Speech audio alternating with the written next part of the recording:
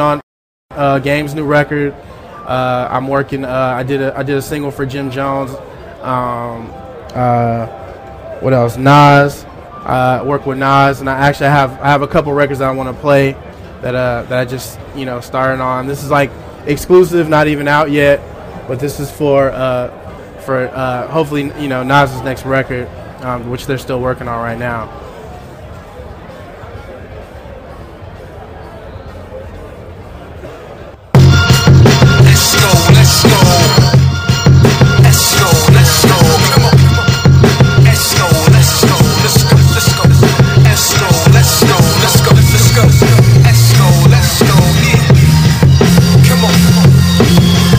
Drive in a circle before I pulled up.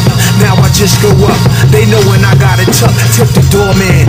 Racist neighbors flinching. They don't know if I'ma rob them or if I'm Russell Simmons. They thought it was me, just like Mike Bivens. They pray for my downfall like the mom of Robin Givens. Watching how you living. I just wanted to roll a BLUNT and watch BET. Picture Amory eating free. I'm trying to write hood movies like Posse and 5 Heartbeats. I'm all inside a dark room. My incense smoke took the form of a ghost and it spoke. It said, Nas, you the best on both coasts. You so big, you should write the word slave on both sides of your beards like Prince did. So what's this? Fuck St. Nicholas. You the only ghetto nigga in the hood giving gifts. What it is? Let's go, let's go. Let's go, let's go. What it is? What it is? Let's go. That's just a brand new track for Nas's next record.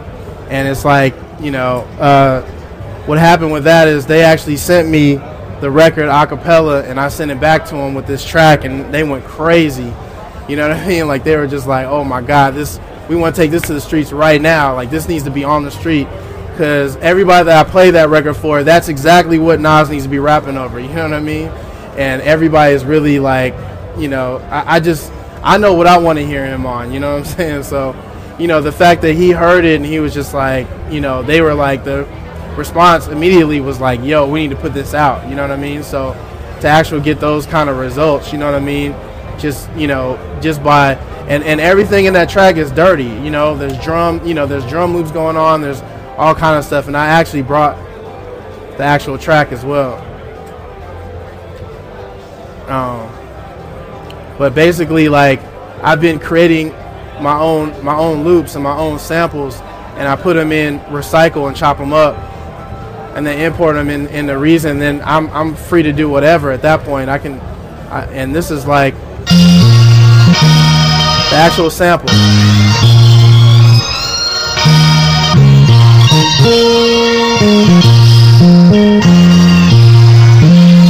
all chopped up. This is all original music.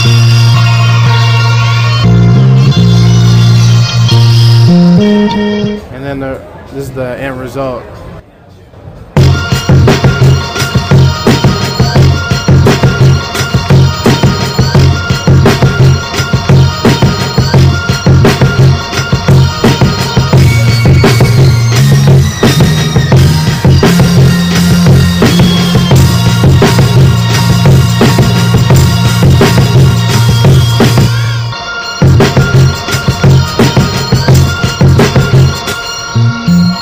That's the Nas track that you just heard a second ago.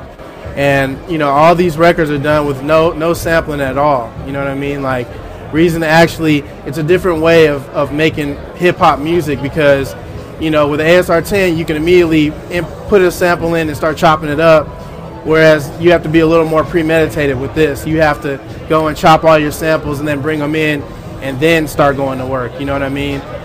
So it's a different process, but it actually forces me to not sample. You know what I mean? So now I'm more used to like, okay, I can replay this instead of just chopping it up all the time and bringing it in and then trying to arrange it.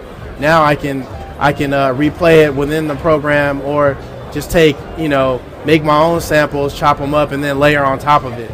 You know what I mean? So I've kind of I'm starting to master that now, to where like when I see Dr. Dre and I play him beats, like, because I'm a staff producer, so I'm responsible for turning in tracks to him, like basically every month. So when I sit with him and he's looking at me like, is that a sample? And I'm like, no, it's the greatest feeling in the world.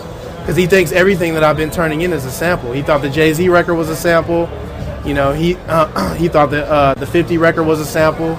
So, you know, it's changed my career in terms of, like, now nobody can really touch my publishing, and I'm coming with original music, but I'm still keeping my same gritty sound because I like to sample old progressive rock records from Europe from the 70s, and you know what I mean, and old classical records and Moog records and real weird kind of, you know what I mean, stuff that's real obscure that no one really pays attention to except for true hip-hop heads or true producers. So, you know, the fact that I can go in this program and actually remake all these records and all these different sounds and everything and recreate it, you know, it's just changed my whole world. I can actually add a bridge to something or whatever, or add something unexpected, you know what I mean? So, you know, at the moment I'm working on Dr. Dre's album on Detox, and everything that I've given him has been from Reason, and has been, you know, there's no samples. I just bring musicians in, you know, we get in there, I go and chop it up and just arrange it, and I'm able to just crank stuff out just like all the time, to where he's like,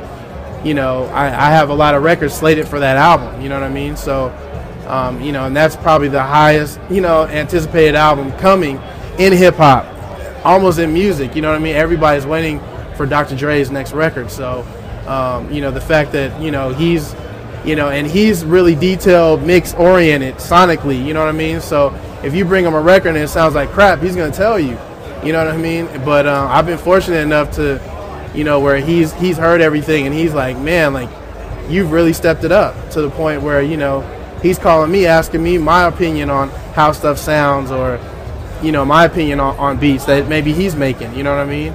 So this you know, software definitely just changed my career and my perspective on making music, you know what I mean? And I'm working on an alternative group, and I'm doing all the programming in Reason, you know, it's a different style of music for me that I haven't really, you know, I haven't really tried before. But if it, you know, I can, one sec, and you know, it's a whole group.